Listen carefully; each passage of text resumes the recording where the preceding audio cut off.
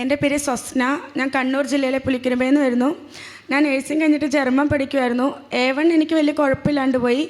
A2 എത്തിയപ്പോഴത്തേനും എനിക്ക് പറ്റുന്നില്ല. A2 exam എഴുതിയിട്ട് ഞാൻ വീട്ടിൽ വന്നു. അമ്മേനോട് പറഞ്ഞു എനിക്ക് ഇത്ര പറ്റുന്നൊന്നുമില്ല, എനിക്കൊരു ധ്യാനം കൂടണമെന്നുണ്ടെന്ന് പറഞ്ഞു. അമ്മ പറഞ്ഞു കോഴിക്കോട് 1 ഡേ കൺവെൻഷൻ ഉണ്ട്, നീ അവിടെ ചെല്ലുമെന്ന് പറഞ്ഞു. ഓണത്തിൻ്റെ പിറ്റത്തെ ദിവസത്തെ 1 ഡേ കൺവെൻഷന് ഞാനും പപ്പയും കൂടി ഇവിടെ വന്നു. എനിക്ക് കൗൺസിലിംഗ് തന്നു. അപ്പം എൻ്റെ കാതയിൽ 2nd സ്റ്റഡും 3rd സ്റ്റഡും ഉണ്ടായിരുന്നു. അപ്പോൾ സാറ് പറഞ്ഞു ഇത് 2 ഊരി ഇതൊരു നല്ല കാര്യത്തിന് ഉപയോഗിച്ച് പ്രാർത്ഥിക്കുവാണെങ്കിൽ നിനക്ക് ഒരു സാക്ഷി ഇവിടെ പറയാൻ പറ്റുമെന്ന് പറഞ്ഞു. 1 ഡേ കൺവെൻഷൻ കഴിഞ്ഞ് ഞാൻ അച്ഛനെ കണ്ടു. അപ്പോൾ അച്ഛനോട് ഞാൻ പറഞ്ഞു ഞാൻ ജർമ്മൻ പഠിക്കുക, എനിക്ക് ഭയങ്കര ബുദ്ധിമുട്ടാണ്.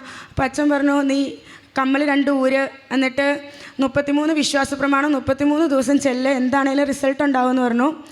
അങ്ങനെ ഞാൻ വീട്ടിൽ ചെന്നു, കമ്മൽ 2 ഊരി. അപ്പം B1 ഡേ എക്സാം എനിക്ക് ഭയങ്കര ബുദ്ധിമുട്ടായിരുന്നു. ഞാൻ പറഞ്ഞു അമ്മ പാസ്സാവുമെന്ന് എനിക്കറിയില്ല.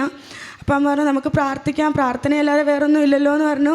എനിക്ക് B1 ഡേ റിസൾട്ടിൽ എനിക്ക് ഫസ്റ്റ് അറ്റംപ്റ്റിൽ തന്നെ എല്ലാം പാസ്സാവാൻ പറ്റി. നന്ദി പറഞ്ഞേ കണ്ടോ, ഇതാണ് കേട്ടോ. ഞാൻ നവംബർ ലാസ്റ്റാണ് B1 എഴുതുന്നത്. റിസൾട്ട് വരുന്നതിന് മുന്നേ ഞാൻ B2 ഡേറ്റ് എടുത്തു.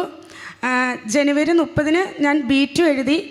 ഇന്നലെ വൈകുന്നേരം എൻ്റെ B2 റിസൾട്ട് വന്നു. ഞാനത് ഇന്ന് അറിയുന്നത്, ഞാൻ എല്ലാ മൊഡ്യൂളും പാസ്സായി. അതുകൊണ്ടില്ല, അത് ഊരി മാറ്റി പ്രാർത്ഥിക്കാൻ ബ്രദർ പറഞ്ഞു. അച്ഛൻ്റെ അടുത്ത് വന്നപ്പോൾ അച്ഛൻ തന്നെ പറഞ്ഞു ഊരി മാറ്റി പ്രാർത്ഥിക്കുക, ആ പരീക്ഷകളൊക്കെ പാസ്സായി കേട്ടോ. Praise the Lord.